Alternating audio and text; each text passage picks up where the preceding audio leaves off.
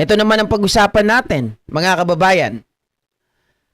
Isang Bisaya vlogger ang kinuyog, mga kababayan.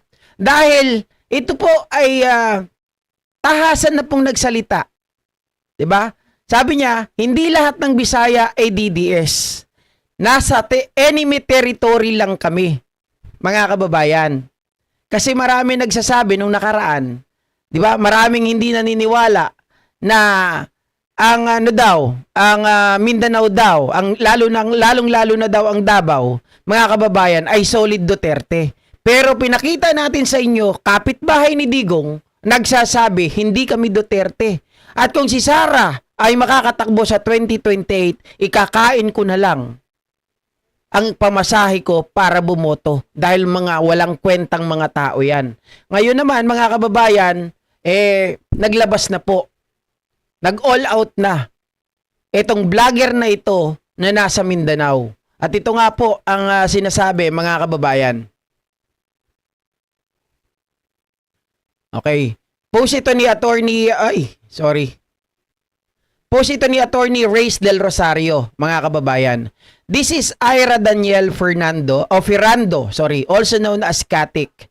Katik is a Bisaya content creator who openly admitted that she is not a DDS. So, masasabi kaagad natin, mga kababayan, hindi solid na DDS ang Mindanao. Ngayon, kinuyog siya dahil sa sinabi niyang nasa enemy territory lang sila. And honestly, the reaction itself proves her point.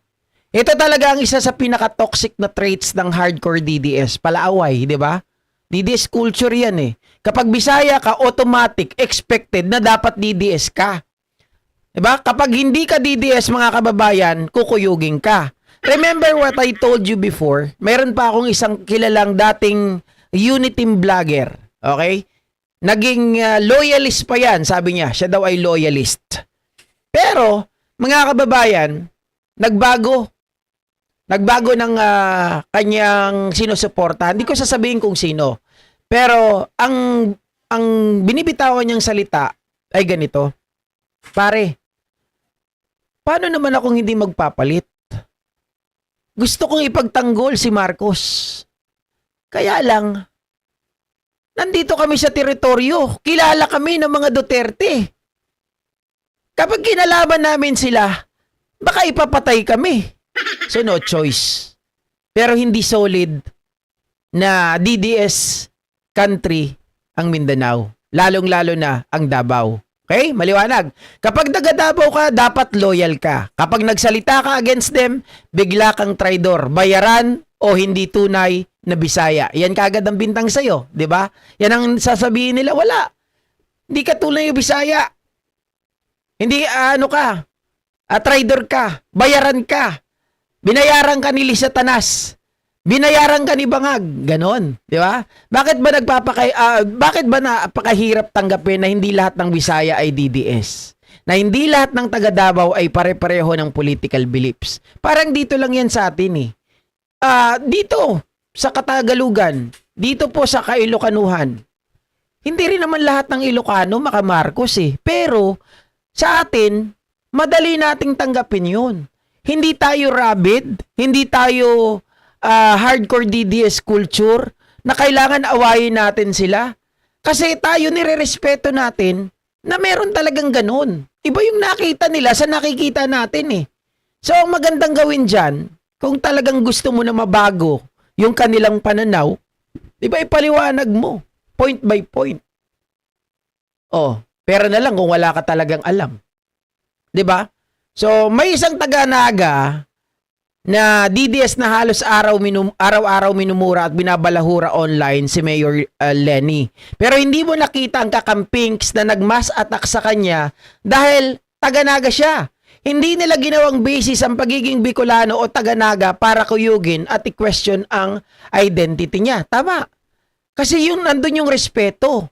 Nandun yung freedom to choose. 'Di ba? Mga kababayan, may sarili silang pananaw. Kaya nga sabi ko, kung ang usapan lang ay prinsipyo, kung ang usapan lang ay Kagaya nung, hindi naman lahat ng DDS. Kaya nga sabi ko, mayroong talagang rabid, meron talagang hardcore DDS culture na pangapalaaway. Kasi nakita namin ni Mrs. doon, yung nakausap namin, sabi nila, oo, magkakalaban tayo ng pananaw, pero hindi tayo magkalaban bilang isang Pilipino. Hindi tayo dapat mag-away-away, hindi kayo dapat kuyugin. Kung kayo lang ang naririto, bigyan ng chance yung tao. 'Di ba? Tama naman. Kung nagko-cover kayo doon, bigyan nyo rin ng chance. Yung nasa kabila na makapag-cover dyan. Hindi na nga nagsasalita yung tao para hindi nyo mapansin. Kinukuyog nyo pa. Pero kapag Bisaya na nagsabing hindi siya DDS, parang personal na insulto agad sa kanila. Correct. Kaya for years, maraming Bisaya ang takot magsalita tungkol sa tunay nilang political beliefs. Kasi automatic kinukuyog at dinidiscredit. Buti na lang, may mga Bisaya na content creators tulad ni Lovely, kaya kinukuyog si Lovely. Team Tarty, kinukuyog din. Diba? Juan Luna Vlog, kinukuyog din. Madam Brua, kinukuyog din. Ate Guard, kinukuyog din. JP Knows, kinukuyog din. At ngayon si Katik, who are openly knowing or proving na hindi monopoly ng DDS ang pagiging Bisaya at importante yon. Kaya kawawa yung mga Bisaya, kuyog. Yung mga trolls, yung mga tawag dito, yung keyboard warriors nila, grabe ang atake dito. Mga kababayan. Sobra. Hindi nila matanggap yun. Hindi nila matanggap yun. Bakit, GP?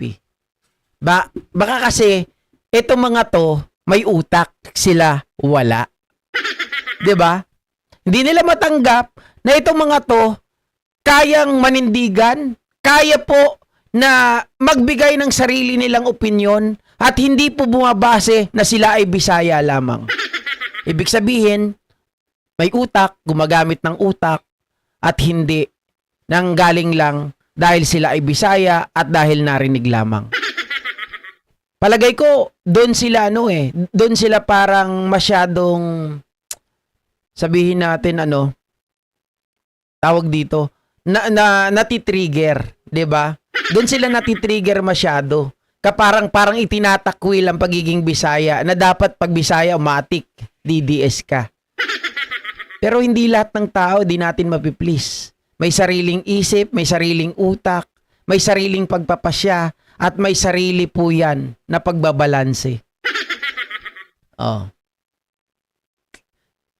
Because representation matters, lalo na sa mga Bisaya na matagal ding nanahimik dahil ayaw nilang kuyugin, murahin o malabel agad dahil ang iba ang kanilang political beliefs.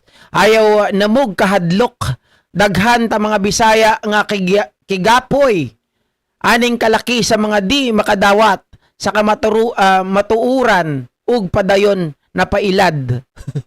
Sarap basahin, no? Mga kababayan. Ngayon, mga DDS, yung mga Bisaya dyan, kung hindi na, pag alam nyo na kaya nyo nang maglabas ng sarili nyong pagpapasya, open. Di ba? Pag-open na kayo. Huwag na kayo magtago. Pakita natin kayo ay Pilipino. Ipakita natin na hindi hawak ng DDS ang mga buhay natin. Hindi porket Bisaya, kayo ay automatic DDS. And I salute to those people, mga kababayan, na lumalaban para sa Pilipinas at hindi para sa mga Duterte. Oh. Walang solid DDS sa Davao. Yung mga patay gutom na DDS, marami pa rin matino at matalino. Mima Alicia, Bisaya yon, taga Samar. Gemma Agogo, ako sir, taga Davao ako pero solid BBM ako. Kita nyo na. Hindi Mia Alicia, Mima Alicia yon. Mima Alicia. Oh. Okay? That is not a mistake, very well planned.